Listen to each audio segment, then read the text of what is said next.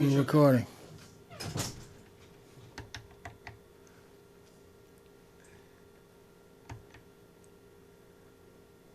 Hello, and welcome to America's Real Stimulus Package. I'm Ken Johnson, your host. Thank you so much for tuning in. I really appreciate it. I see a lot of people on the street, and they say they like my show, and I have different guests and sometimes different hosts. But today, man, I got a dynamite show lined up for you here. I got a good friend of mine in the house, and this is Mr. Buzz Brooks. Hi, Ken. He's known as, what was that again? Well, I call it the Kabaret Kab of San Francisco. All right. This is the Kabaret Cab driver live in the studio with me. And he's going to tell us about why is he called the Kabaret Cab driver? Well, because I've been a singing cab driver in San Francisco for about 12 years, ever since I released my jazz vocal album, which is called the Enophile Anthem right here. And it's 15 tracks of jazz that's silly, witty, and wacky. And so I've been singing songs from my album in the cab to my passengers for 12 years. And it's been a lot of fun. And the primary motto in my Kabaret Cab is manifest more mirth. Well, now, what does that mean? What is manifest more mirth? Manifest more mirth means bring forth more laughter. Okay, there you go. Okay, now you got some articles at the after 12 years of doing it, by chance, the Chronicle caught up with me, and they featured me on the front page of the local section, Bay Area section, called The Regulars, and they did a nice little video of it, but I don't know if that's accessible anymore. But that was the first time that they put me in the paper, and the second time was about a year later, where they put me on the front page of the Sunday Chronicle. It says "Ride Along in Kabaret Cab." Right along, sing along in the Kabaret Cab, right. And then they got a picture of you down there. Down there, that's the full length interview is on a different page. But anyway, it's nice to get free ink from the San Francisco Chronicle. That's right. Well, that's man. You part of San Francisco history, man. Right. I like to say that I am but a thread in the tapestry that is San Francisco. Oh, wow, that's great. I'm really happy that you're on the show. Now, folks, we got a dynamic video of him performing, and this guy, he really he talks to the audience, and he does a lot of. He's really interesting singer, and I like the way he rocks and all that. And, I was thinking if I was a jazz singer, I'd like to have that kind of style, which you'll see in a minute, folks. But tell us a little about yourself. Where'd you grow up, and how'd you get into music? I grew up in the East Coast, and after high school, I was supposed to go up to the jazz school in Boston. That's called the Berklee School of Music. Mm-hmm. And instead, I signed a contract with a traveling R&B group, in which I stayed with them for 7 years. Uh-huh. Eventually, that broke up, and I was talked into moving out to San Francisco, and I've been here and happy ever since. And then I basically became a cab driver back in 1980. Damn, you've been driving that long? I've been driving for 40 years almost now. And as I say, the last 12 of them as an entertainer in the cab. So I'm, at once a taxi driver and an entertainer, and I figured out how to do them both at once. Yeah. So it's interesting. Well, that sounds wonderful, man. That sounds like a movie. The possibility of, some kind of little movie. Since I'm in the television production, that's a good idea. Mm.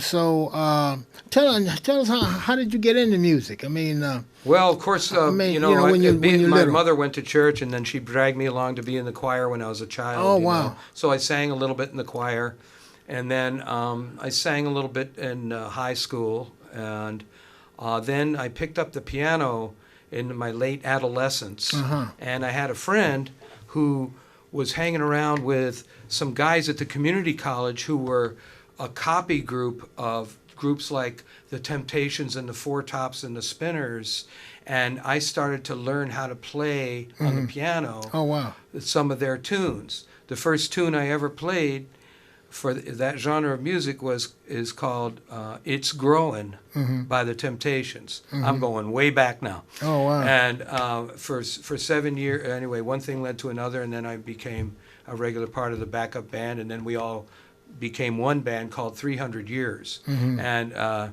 we called it 300 Years because we said, because it was an interracial group, we said, it's taken 300 years in this country to get to the point where you could have an interracial group on stage, and it would be, and everybody got along fine. And there's no problem with it. You know what I mean? Of course, we were overlooking the fact that there was interracial groups in jazz in the 20s and 30s, of course. Yeah. But as far as this type of music, that was pretty much it. And you had Earth, Wind and Fire and Sly and the Family Stone, which eventually we started to cover their music too. Yeah. Okay, now folks, we're gonna give you a little treat here. Let's see here.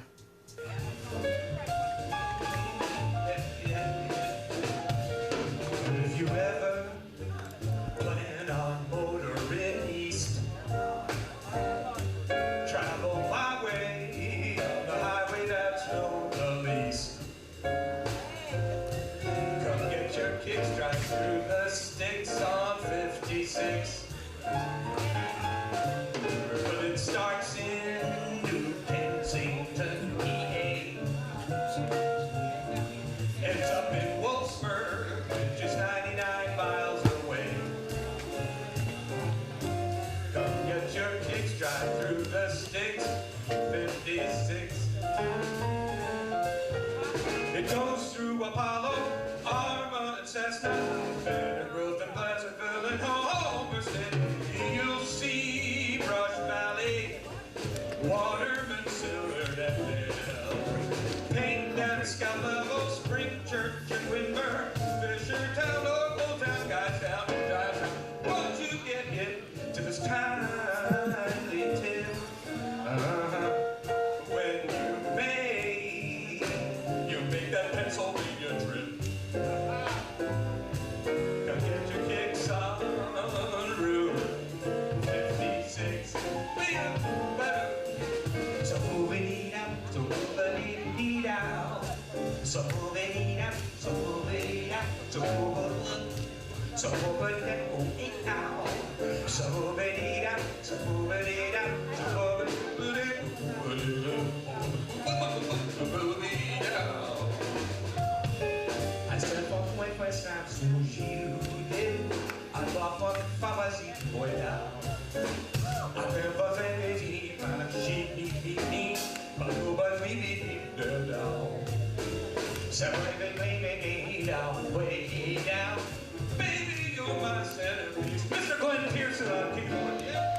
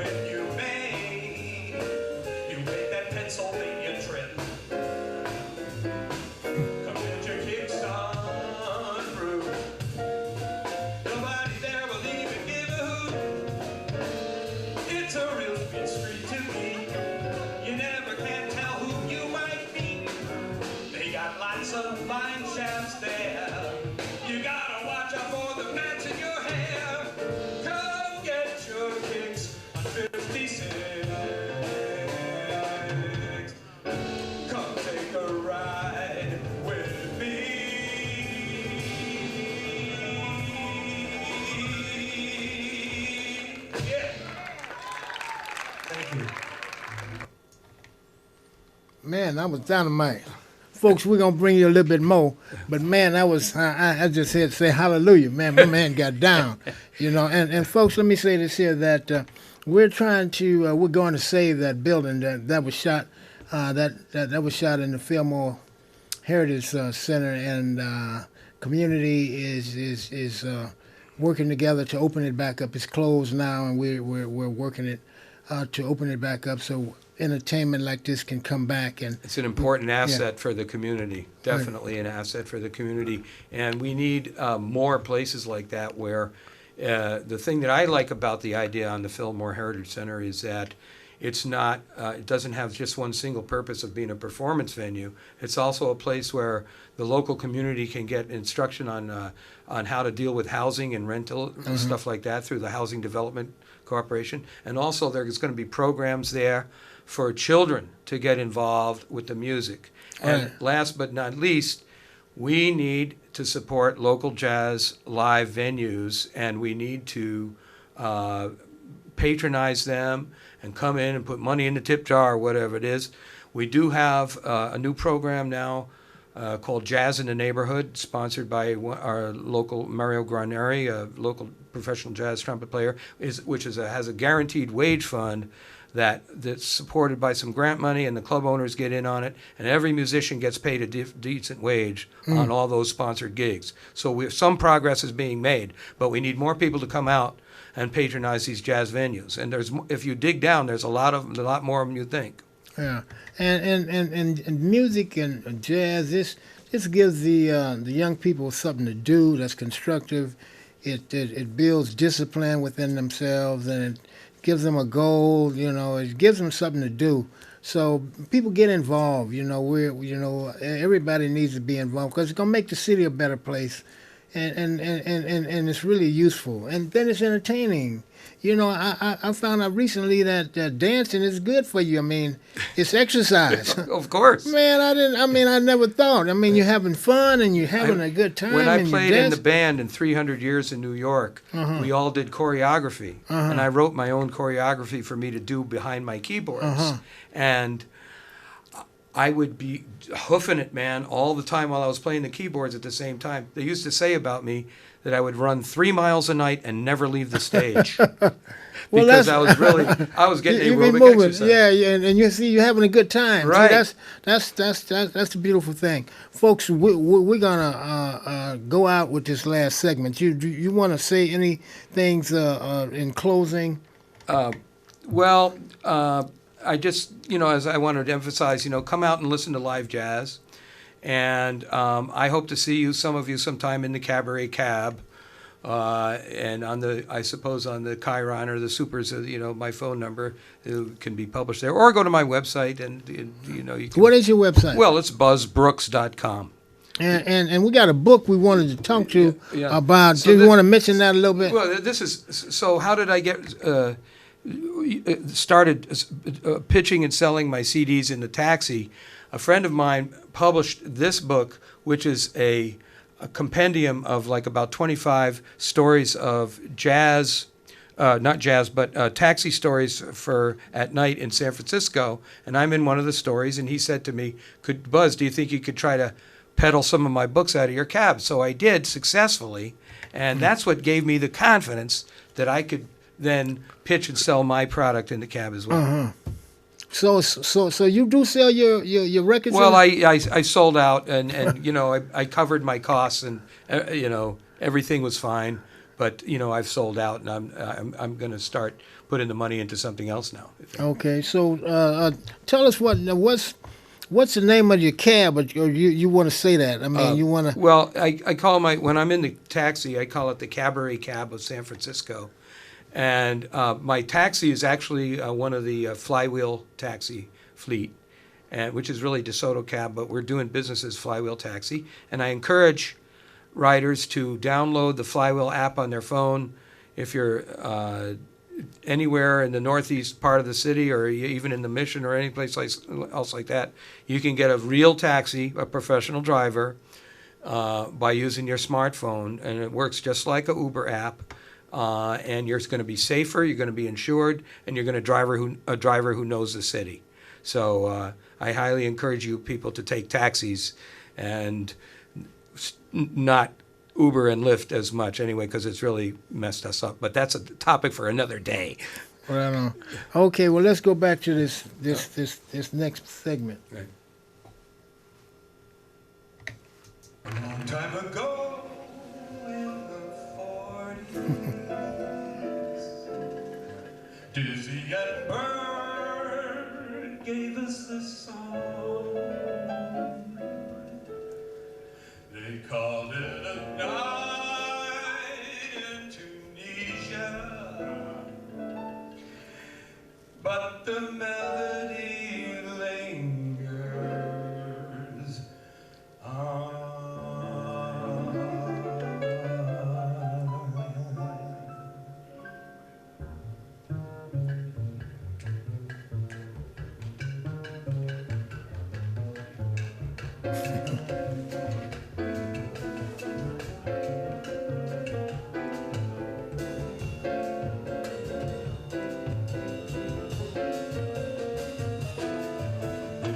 Doing very strange, blew the squares right off the stage. Very few could play along, but the melody lingers on. Max and Miles, to name just two, together they all grew. The music was young yet strong, and the melody lingers on. They paved the way for generations, from Coltrane to McBee. No one could stop the winds of change. Without them, where would we be? The Duke and the Prez came before. The past you can't ignore. The torch is lit, we'll keep the flame, 'cause the melody stays the same. There's Stanjo, Tenor, and Lee Conan's too. McCoy, Tyner, Horace, and Joe Passall Blue. Gil Evans, Phil Jackson, and Elise too. Mike Brecker, Keith Jarrett, Heath Brothers do. Lee Morgan, Chad Baker, Jazzy and Blue. John Lewis, Phil Evans knew what to do. Let's go.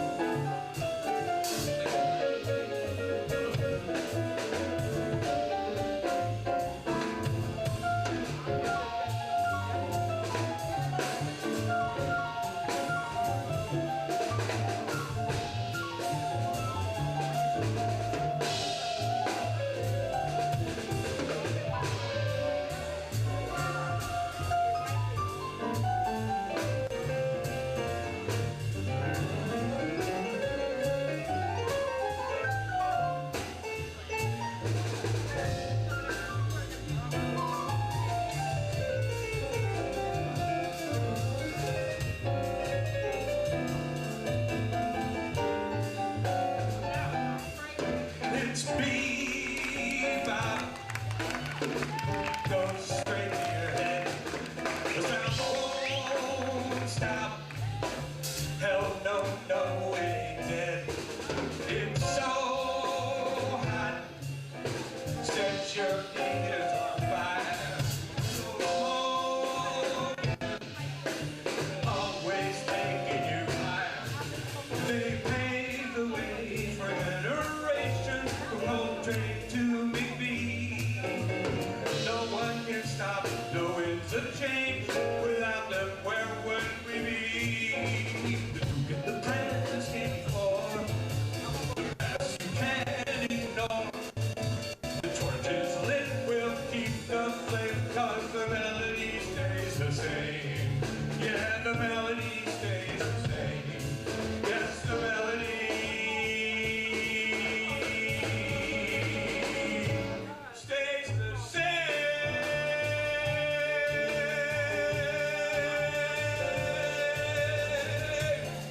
Oh, oh, oh, oh, oh, oh, oh, yeah.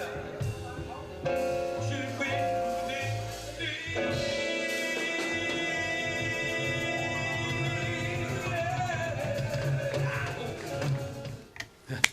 Right on, man. You really got down, man. That was dynamite. Thank you. That was dynamite. Oh, yeah. Hey, man. Let me shake your hand, man. That was really. Well, we're nice. having a lot of fun. Yeah. So now tell us about this book again. Okay, so the book was written by a colleague of mine who's a taxi driver at DeSoto Cab like I have been for 30-something years. And he kept track of all the weird stuff that happened to him, all the urban grit and vice that you can imagine over the years. And he collated these stories and he rewrote them up into a book and published the book. And it just so happened that on one of the stories, I ran into George Clinton in my cab. Man. And he invited me to come to the studio after I got off of work. Well, I got off of work at 5:30 in the morning. And I was exhausted, and I saw my friend MC Mars, who wrote this book, and he said, "Buzz, how did you have shift?" And I said, "Well, you wouldn't believe what happened. I had George Clinton in the cab, and he invited me to go to the studio." And I said, "I'm too tired to go, though." But MC Mars said to me, "Buzz, are you kidding? If George Clinton invited you to the studio, we're going." So I called the studio, and sure enough, we went down there, and he was had 4 or 5 guitar players in there. And Mars, I got tired after a while and left, but Mars stayed and laid down a little bit of hip-hop rap for him, because that's another thing that Mars does. So anyway, after that, he said, "Buzz, why don't you try to, sell some of my books in your cab?" And I tried to do it, and I told my version of the story that I just told you, and I sold a lot of his books, and that's what gave me confidence that I knew I could, if I can sell his work, I could certainly sell mine in the cab. So that's how the book comes into it right there. Right on. That's great. Now, folks, that where you saw Buzz playing at, that was at the Fillmore Heritage Center right before it closed. And that place has got to be opened back up, because it's a wonderful, large venue, and it's taken so much away from the community by it not being open. So if you have the time to write a letter or whatever you might want to do, if you hear about a protest happening or something happening to get the building open, we need to have it open, because those of you who know about the Fillmore know what happened, and know that the community lost a lot. I mean, it was a thriving community at one time. So now what's left, we want to try to revigorate what's left, and give the people hope, because that if we get that place open, it can really change the community for a positive, for positive. So now what you got coming up? Well, let's see. Matter of fact, I'm going to be doing another community access television show down in Pacifica coming up in a week or so, and with Kathy Holly, who puts on a lot of open mic shows and things like that. And then she features guests on her local TV show, just like this here. And other than that, I don't have. I sometimes sing at the 7 Mile House in Brisbane, sometimes on Sundays and sometimes on Tuesdays. But I'm mostly just still a cab driver. But this year, at some point, I hope to be a headliner in some Somewhere. actually places that have brick and mortar foundations Right rather on. than 4 rubber tires, Right on. where I continue to perform in the taxi. Right on. Okay, so folks, thank you so much for watching, and tune in next Tuesday. I'll have another guest, or there'll be another host. Take care.